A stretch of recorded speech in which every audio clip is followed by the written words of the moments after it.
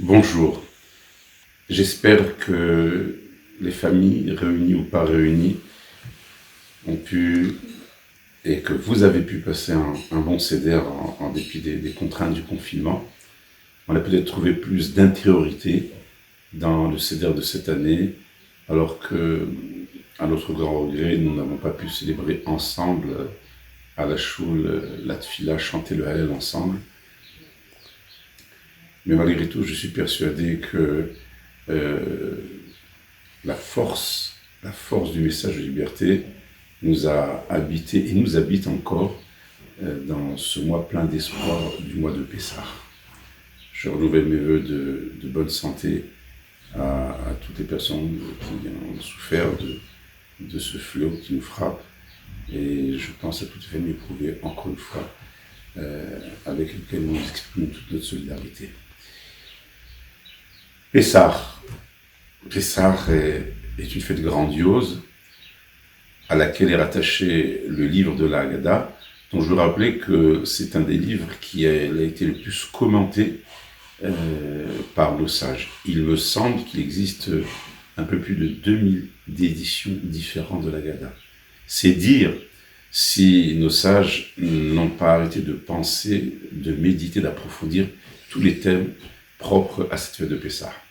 Aujourd'hui, je voudrais développer une idée simple à partir de ce qu'est la définition du hametz. Le hametz, c'est cette substance à base de céréales qui, lorsque elle va enfler, puisque la comparaison avec le hametz, c'est l'orgueil, lorsqu'elle va lever au-delà de 18 minutes, elle devient une substance interdite. Je rappelle d'ailleurs que selon la Torah, seuls les 5 céréales que je vais énoncer, qui sont le blé, l'orge, le seigle, l'avoine et l'épeautre, seules ces 5 céréales, lorsqu'elles fermentent, sont considérées comme hametz. Toutes les autres substances, telles que les pois chiches, certains féculents, le riz, pour certaines communautés, sont des usages qui se sont rajoutés dans le temps. Mais attention, des usages qu'on doit respecter. Je veux simplement rappeler que la définition de base du hametz, ce sont les 5 céréales. Et voilà donc presque un mois avant Pessah, tout le monde s'est mis à chasser, à rechercher toute partie de hametz pour que le matin qui précède Pessah, nous le brûlions avec la fameuse formule d'annulation. Nos maîtres, comme je l'ai dit il y a quelques secondes, ont indiqué la raison pour laquelle nous mettons tellement de soin à rechercher et à faire disparaître ce hametz, c'est parce qu'il renvoie à une mida, c'est-à-dire un trait de caractère qui s'appelle l'orgueil et qui, d'après beaucoup de sages, est considéré comme la racine de tous les mauvais traits de caractère qui peuvent habiter un individu. Et ce faisant, en éradiquant cette tête de pont, en éradiquant ce vecteur des mauvais traits de caractère, eh bien, on permet à l'individu de se régénérer spirituellement et de se reconstruire spirituellement sur de nouvelles bases. Sauf que ce hametz que nous avons expulsé, que nous avons rejeté, que nous avons détruit de nos demeures, et pendant 8 jours, nous sommes appliqués à ne manger que de la matzah, à contrôler tous les produits alimentaires qui rentrent à la maison, qu'ils soient bien marqués du sceau de kasher les Pessah, qu'ils soient donc tout à fait consommables pour Pessah. Ce hametz que nous avons voué aux gémonies, où le retrouve-t-on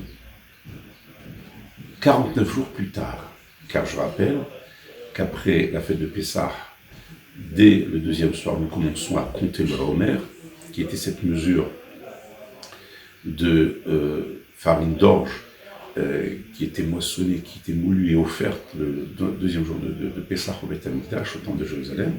Et ce décompte du Homer de 49 jours va nous amener à la fête de Shavuot, qui est la fête du don de la Torah. Ne voilà-t-il pas que parmi les sacrifices offerts à Shavuot, il y a Shte Lehamim, 2 pains.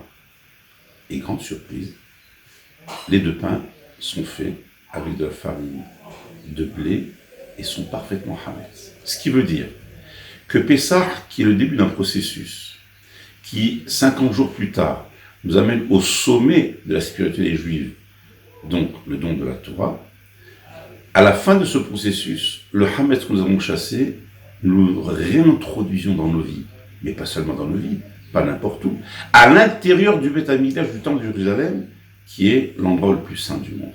Comment comprendre, dès lors, que le Hametz, considéré comme l'incarnation du mal, de l'orgueil, des inclinaisons, des mauvais traits de caractère de l'être humain, ce Hametz qu'on a donc refoulé totalement de notre environnement, nous l'introduisions avec tambour et trompette, si je peux me permettre, en grande fanfare, le jour du don de la Torah qui vient couronner les 49 jours du Homer à l'intérieur du temple de Jérusalem.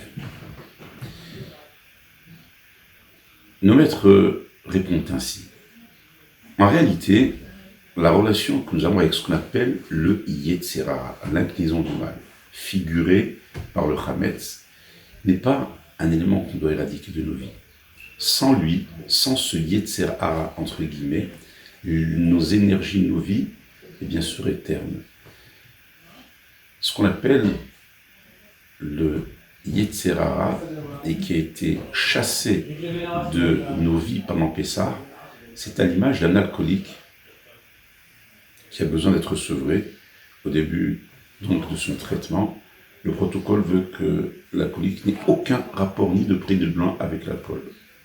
La grande victoire, c'est pas d'empêcher l'alcoolique, l'ancien alcoolique repenti de s'approcher de l'alcool. La grande victoire sera un jour qu'il devienne un barman. Et qu'un jour, il va servir à boire l'alcool à tous les consommateurs, mais que lui, plus jamais ne s'en approche. C'est cet exercice que nous réalisons entre Pessah et Shavuot. Nous sortons d'Égypte. Nous avons subi les influences du monde idolâtre de la plus grande puissance de l'Antiquité, de l'Égypte donc. Il faut nous sevrer du Yetzer Hara. Pendant 8 jours, nous chassons, nous expulsons, nous détruisons le Hametz. Mais pourtant, on a besoin de ce Yetzer Hara pour nous mesurer à nos vies. Et c'est pourquoi, le jour de Shavuot, alors que nous avons l'antidote du Yetzer Hara, c'est-à-dire la Torah, nous pouvons réintroduire le Yetzer Hara. Car évidemment, le libre arbitre, et j'ai oublié de le préciser, ne peut exister que si j'ai d'un côté le Yetzer Hara Tov, le choix du bien, ou le Yetzer Hara et le choix du mal. Il fallait attendre, donc au bout de 49 jours, que la Torah soit donnée, et elle nous donne la force spirituelle de pouvoir choisir dans nos vies, et c'est là que le Yetzer Hara est, oui, réintroduit sous la forme des 2 pains Hametz, donc de la pâte levée, dans le temple de Jérusalem, le jour du nom de la Torah, pour dire que grâce à la Torah qu'on se reçoit le jour de Shavuot, eh bien, ce Yetzer Hara est réintroduit dans nos vies, et là, la notion de la Bechira, du libre arbitre, se pose de mal égal entre un pôle positif et un pôle négatif, et c'est à ce moment, véritablement, que notre dimension humaine, la dimension spirituelle, trouve sa pleine expression, sa pleine maturité, et c'est à partir de Shavuot qu'en fait, nous commençons à bâtir véritablement nos vies. Alors, je ne veux pas oublier donc de rappeler que nous sommes actuellement le 4e jour du Homer. Nous avons donc 40 et quelques jours devant nous pour atteindre Shavuot. Et tous les jours est une étape de la construction de soi. C'est ce à quoi j'ai envie de nous inviter. Dans ces jours de confinement, on a du temps devant nous, du temps pour étudier, du temps pour réfléchir, du temps pour méditer, du temps pour échanger. Alors, faisons profit de ces contraintes et essayons de les optimiser, essayons de les rentabiliser en ne perdant pas la plus précieuse des denrées de notre vie, le temps. Et c'est pour ça d'ailleurs que chaque semaine, Israël se targue d'être Mekadesh Shabbat, de sanctifier le Shabbat. C'est quoi sanctifier le temps? C'est donner son optimisation maximale. Alors je vous souhaite une bonne durée, une bonne période du Homer, une belle période de construction, une belle période d'interrogation, d'introspection, tous ces moments forts qu'on peut vivre dans le confinement pour en faire quelque chose d'utile et de constructif. À l'occasion de ces 2e fêtes qui arrivent, je souhaite à toute notre communauté Chag Sameach et une délivrance pour toute l'humanité.